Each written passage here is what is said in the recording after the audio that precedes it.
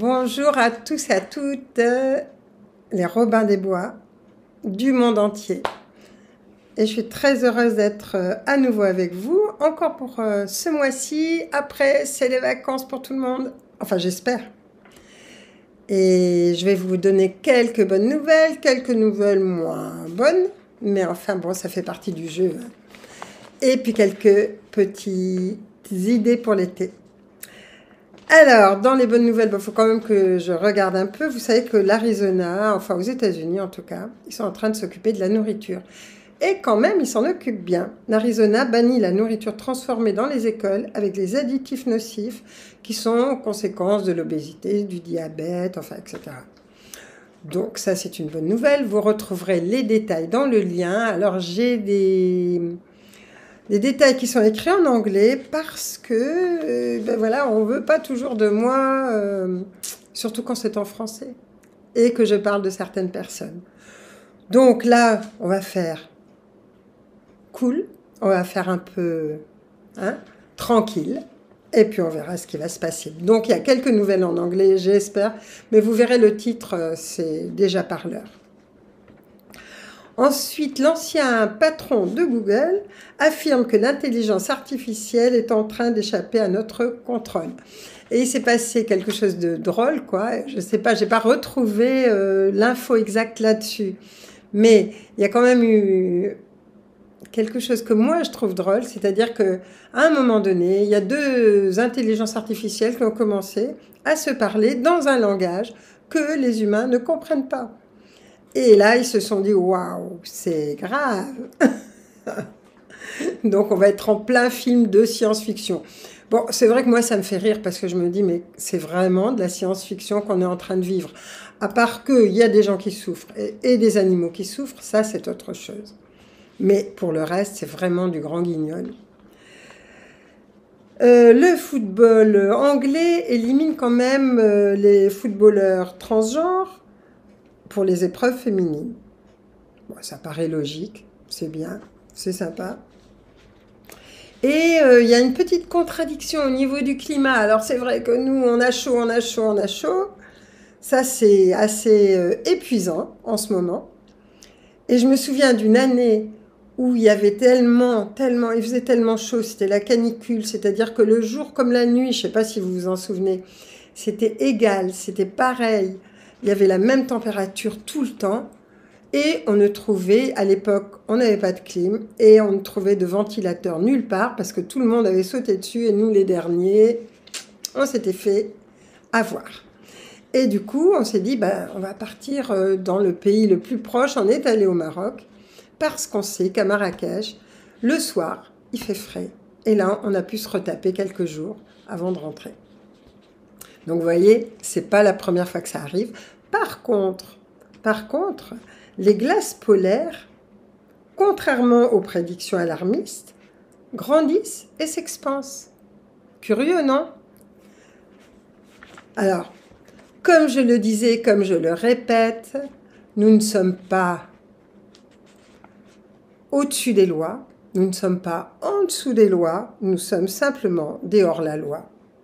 On s'en fiche de ce qu'ils racontent, on vérifie, on se renseigne, et ensuite on choisit selon son cœur, selon ce qu'on a envie, selon ce dont on n'a pas envie, et c'est ce que je vous propose vraiment de faire. Et je trouve que vous êtes de plus en plus nombreux, je trouve ça magique. Et ça change du coup.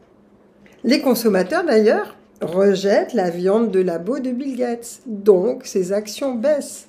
Vous voyez, on nous prend pour des imbéciles, ok. À un moment donné, ben, c'est quand même intéressant de montrer qu'on n'est pas complètement stupide. Bon, je ne parle pas de politique parce qu'il y a des gens qui sont très mécontents suivant les choses que je donne, mais je vais réfléchir au problème.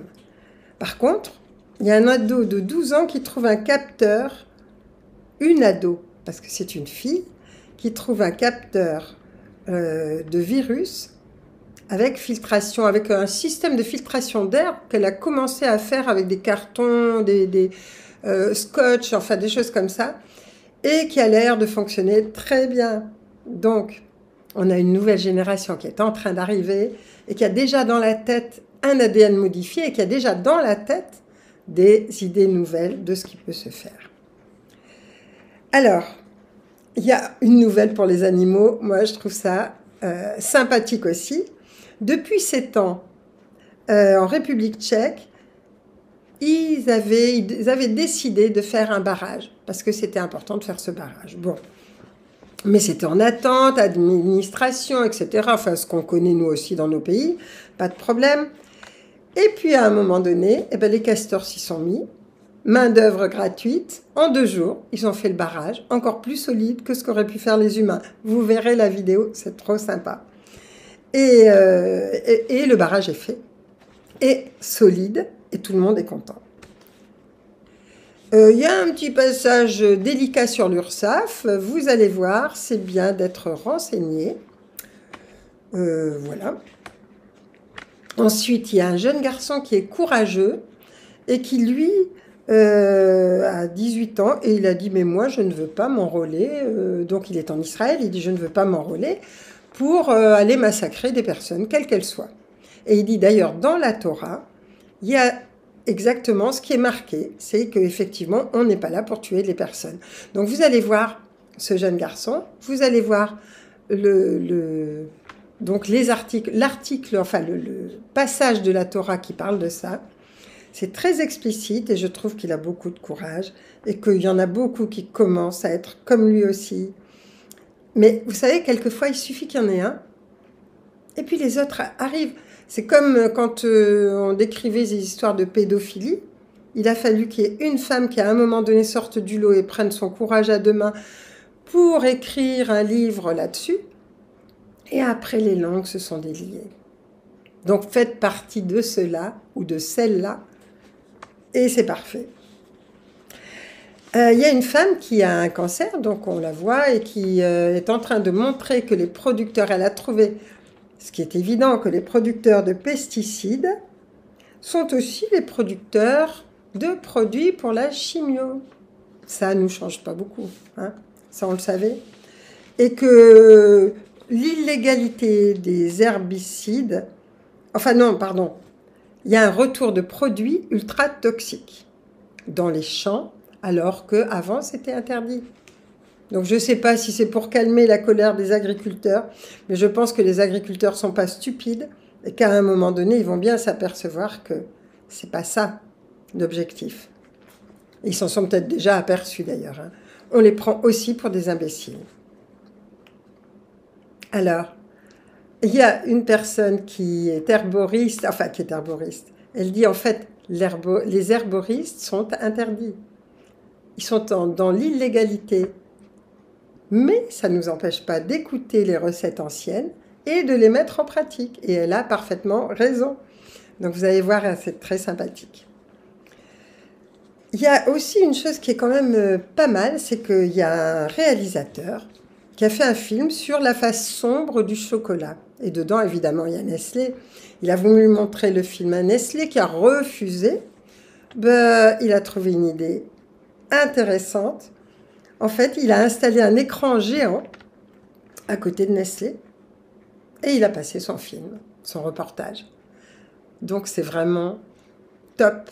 Je dis, il y a des gens qui ont de super idées et je suis sûre que vous en faites partie parce que là, on revient d'un voyage avec les dauphins. Il y avait beaucoup de Robin des Bois avec nous et je trouve que c'était des discussions sympathiques, enrichissantes pour nous tous, pour moi, pour Antoine, pour tout le monde, entre nous, et que, en plus, les dauphins, c'est vraiment le voyage à faire. Moi, c'était la première fois, avec Antoine, on avait déjà nagé avec des dauphins, mais là, rester une semaine au milieu de nulle part, dans la mer, il y en a qui l'ont fait et qui nous ont dit un avant et un après, c'est vrai. Donc, je vous le conseille. Alors après, il y a des personnes dont des groupements dont j'aurais voulu vous parler. Si vous êtes thérapeute, Holy Time, c'est très intéressant. Et c'est créé par des personnes qui, je pense, sont des personnes de confiance et qui devraient pouvoir, qui ont monté cet organisme. Et c'est un organisme qui est bien, qui n'a rien à voir avec Doctolib, Bon, on va pas citer trop de noms, n'est-ce pas? Ensuite, vous avez aussi Willy Anti-Gaspi. Willy Anti-Gaspi, j'aime bien aussi parce que ils prennent des fruits. Alors, vous savez, nous, on habite la campagne. Donc, quand les fruits n'ont pas l'allure qu'il faudrait pour être mis en vente, eh ben, on les laisse. Alors qu'ils sont bio, alors qu'ils sont sains, alors qu'ils sont bons. Et ces personnes-là, eh ben, elles vont récupérer tout ça. Et puis, elles les revendent à des prix minimes, je pense. Et puis, voilà. Vous avez aussi La Fourche, qui est connue maintenant pour ses produits bio. Et c'est tout ça donc, dont j'avais envie de vous parler. Je voulais vous dire aussi, pour l'été, si vous avez envie, si vous voyagez, si vous faites de la voiture, si vous avez envie d'être allongé sur une plage, quelquefois, lire, c'est pas toujours évident. Mais vous pouvez écouter. Alors, pour l'instant, je n'ai que 3 livres audio qui sont faits avec ma voix. Et ça, c'est le problème. Parce que les grosses maisons, du coup, ne veulent pas prendre les livres audio avec ma voix. Parce qu'ils disent, nous, on a nos lecteurs. Donc, c'est avec nos lecteurs qu'on travaille. Ok. Moi, bon, je vous propose ça. J'ai 3 livres audio. Si ça vous intéresse et si vous aimez écouter, et je pense en faire d'autres par la suite aussi. Mais j'aimerais bien avoir votre avis là-dessus. Ça me ferait plaisir de savoir si pour vous c'est bien ou si en fait un livre audio avec une autre voix, ça va aussi, n'est-ce pas? Voilà. Alors voilà, c'est une question que je vous pose à tous et à toutes. Et autre chose encore, prenez soin de vous. Ça, c'est ce que tout le monde dit. Ok, mais ça veut dire aussi répandez de la lumière. Quand vous êtes dans une file d'attente, vous êtes dans un endroit, vous êtes sur une plage, vous êtes à la campagne, vous vous baladez, pensez à ce chakra du cœur au milieu de votre poitrine. Pensez à ce petit soleil qui, à un moment donné, va faire comme les soleils en Égypte, vous savez, sur les fresques égyptiennes, qui tout d'un coup, dont le rayonnement sort, avec des petites mains au bout, et ces petites mains vont aller toucher tous les gens qui sont autour, visibles ou invisibles, les êtres de la nature, les gens, les personnes qui sont autour de vous, quelles qu'elles soient, on s'en fiche. Le soleil ne va pas vous dire « Oh, celui-là est gentil, celui-là il est méchant ». Non, non. On répand de la lumière et autour de nous. Et pensez-y, pensez à respirer le prana. Il fait très chaud ces jours-ci, en tout cas chez nous, mais ça n'empêche pas de faire tout ça. C'est des activités calmes, tranquilles.